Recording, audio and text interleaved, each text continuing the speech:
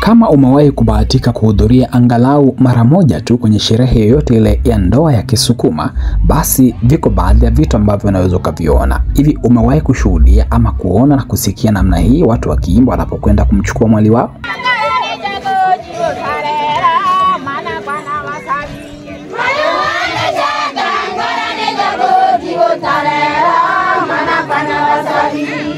Inawezekana jibu ni ndio au hapana.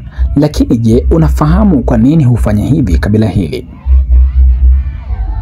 Hapa ni katika moja ya sherehe ya ndoa ambako wale waoaji ama upande wa mume wanakwenda kumuomba mwali wao sasa kwa ajili ya kukabidhiwa ili waondoke naye na kwenda kumpeleka kwenye familia yao sasa kuwa amekuwa mke wao. Nyimbo za asili na utamaduni wa namna hii ni muhimu na ni lazima ufanyike ili kupata nafasi ya kupewa idhini sasa ya kuondoka na mwali ama bibi harusi.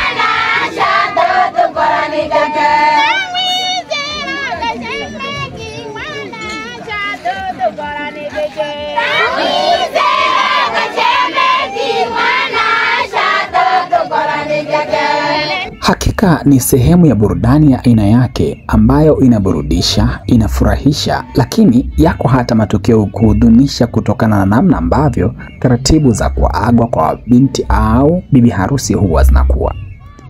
Si rahisi, pengine kuna tabu kweli kweli, utani na hata baadhi ya mambo ambayo ni lazima afuate ufanyika kuna wakati yanaweza kukuchosha kweli kweli, lakini ni lazima yafanyike ili uweze kupewa bibi harusi na kuondoka naye.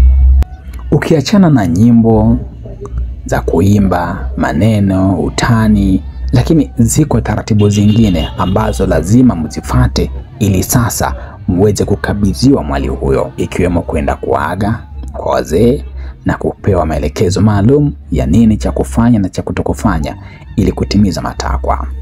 Kuna mambo mengi ambayo huweza kufanyika na pengine huwezi kuyafahamu kwa kina zaidi kwa muda mfupi hivi. Unataka kufahamu mengi zaidi?